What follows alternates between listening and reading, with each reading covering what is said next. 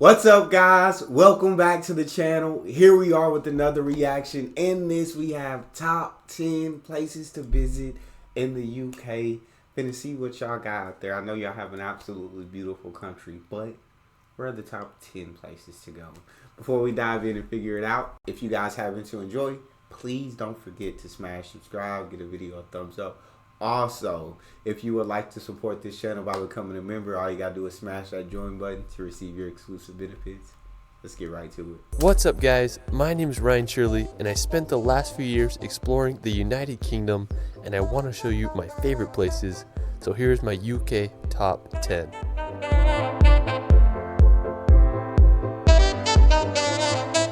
The United Kingdom is made up of the countries of England, Wales, Northern Ireland, and Scotland. If you want to go back in time and feel like you're in a fairy tale or a Harry Potter film, the UK is the place for you.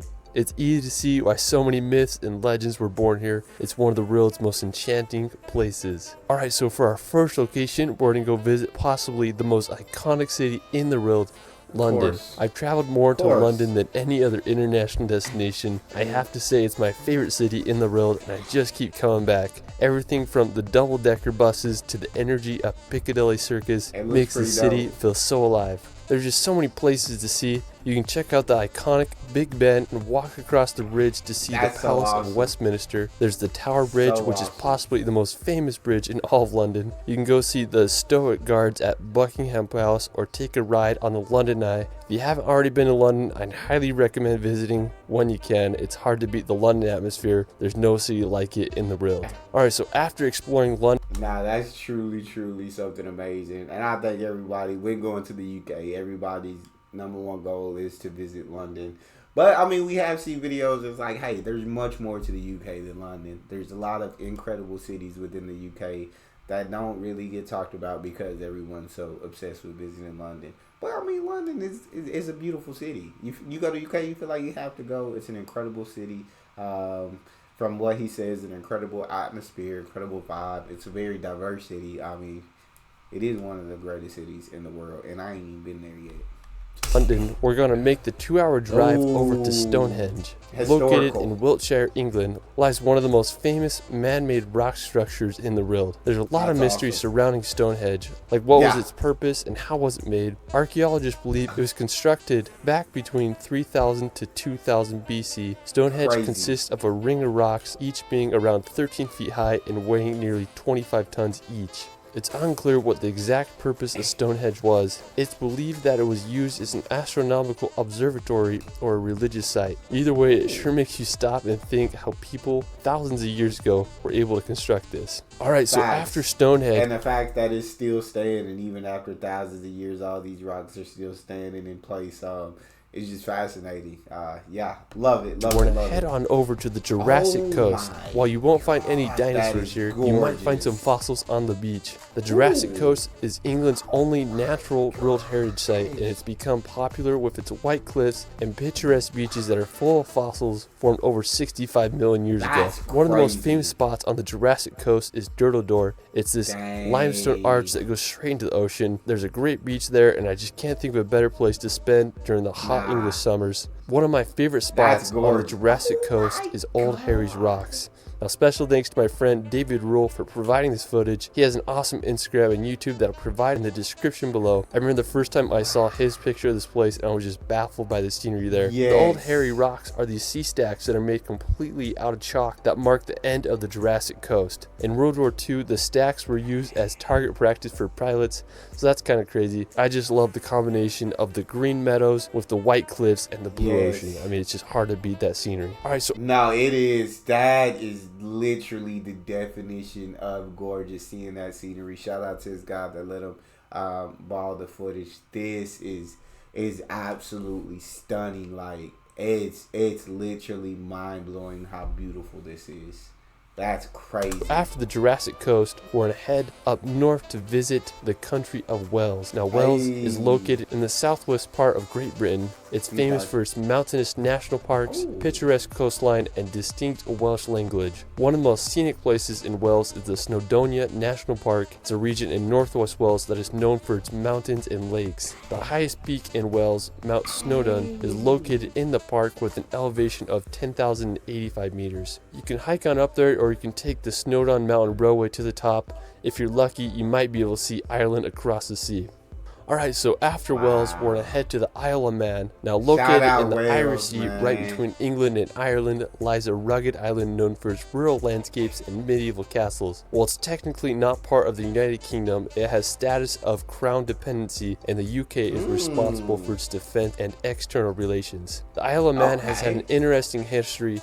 Humans have lived on it since 6500 BC, and in the 19th century it was ruled by Norway. But in 1266 the island became part of Scotland, and now it is a self-governing isle. An interesting place on the Isle of Man is Peel Castle. It was constructed by Vikings in the 11th century and just sits right on the ocean. I mean, it's a pretty cool castle if you ask me. Alright, so after the Isle of Man... you definitely gotta go and visit Wales 100%. This Isle of Man is absolutely gorgeous. It catches my eye, it catches my attention, and it doesn't want to let go. It's got me hooked. Man, bro, the UK has so much to it. There's so much beauty. My days. Where are we going next? We're going to head across the sea to visit Northern Ireland. Now, Ireland is full of just beautiful scenery, dramatic coastal cliffs, and countless castles. Back in 1921, Ireland was split into Northern and Southern Ireland as a result of the Government of Ireland Act of 1920. While Southern Ireland became a free Irish state, Northern Ireland remained within the United Kingdom. The capital of Northern Ireland is the city of Belfast, which is the birthplace of the Titanic ship. One of the most iconic places in Northern Ireland is the Dark Hedges. It's this road lined with beech trees planted in the 18th century. It was used as a filming location for the Game of Thrones. On the northern coast, you can check out the Carrick Already Rope Bridge or see the basalt columns at the Giant's Causeway. I mean, there's just so much history and beauty in Ireland, and it just makes me want to go there and explore. Alright, so for our next location, we're going to head to Scotland to visit the Isle of Skye. This is probably my all-time favorite place in the UK. You literally feel like you're in a fairy tale when you visit there. I was lucky enough to go to the Isle of Skye last summer, and it's about a 5-hour drive from Edinburgh. One of the most impressive places in the Isle of Skye is the Old Manastor. It's one of my all-time favorite rock formations. I felt like I was on the set of Game of Thrones when I was there. Now, to get to the Old Manastor, it's about a 4-kilometer hike. You walk through some conservation gates and you'll reach the famous rock pinnacles. I went for sunrise and sunset, and both occasions were breathtaking. When I was there was just like crows flying around the rock, and there were some sheep running around. I mean, it was just a magical place. So the legend of the Old Manastor is supposedly a giant lived there a long time ago, and when he was buried, his thumb was left sticking out of the ground. When you go there, it's easy to see why it's one of the world's most iconic rock formations. It's one of my all-time favorite places, and I recommend everyone to see it at least once in their life. Just a few minutes away from the Old Manastor, I would literally just love to travel to the Isle of Skye, bro. It is one of the most gorgeous things that I have ever seen in the world. I would love to just be there and experience that in person. I feel like that's just a different type of experience when traveling, a different type of experience for a tourist, like traveling the world. That is, bro, like, I didn't even want to blink when they were showing it. It is the definition of true beauty. Northern Ireland, your castles, your history. You also, and your Giant's Causeway, which I've seen that in another video, really cool story you guys got behind that. Absolutely looked amazing. But yeah, man, this Isle of Skye, breathtaking. A breathtaking waterfall called Meout Falls that cascades down to the ocean. There's a nice viewpoint where you can look at the waterfall. The surrounding sea cliffs in the area are also stunning. One of the most famous is Kilt Rock, which are right by Meout Falls. I mean, it's just such a cool area. There aren't many waterfalls that fall straight into the ocean. If you're looking to find some ferries, you may want to check out the ferry pools. There are these picturesque blue pools that lie at the base of the black colons. When I was there were so many midges, I didn't dare get close to water, so make sure you bring some bug spray. If you want to do a beautiful hike, I'd also recommend visiting the Korang. It's one of the most beautiful areas in the Isle of Skye. You feel like you're walking on a giant golf course. I found this crazy vantage point to get a good 360 view of the whole area. Alright, so after the Isle of Skye, we're going to head over to the nearby Stonehenge Castle. If you're driving to the Isle of Skye, you will drive right by this. It's one of my favorite castles in the UK, situated on a small tidal island at the point where the three great sea locks meet. The castle was built in the 13th century. I'm so mad at myself I didn't visit the castle when I was there. I wasn't able to check it out. That's one of my biggest regrets of when I visited the UK, so don't make the same mistake I made. Alright, so after castle, we're going to head over to one of Scotland's most iconic locations. Bro, I want to visit everywhere on this freaking list. UK, I knew y'all was beautiful, and I've seen videos about places in UK. But I don't know if it's this footage that he's got, this view that I'm just like absolutely be mesmerized right now. I got to come. I have to come.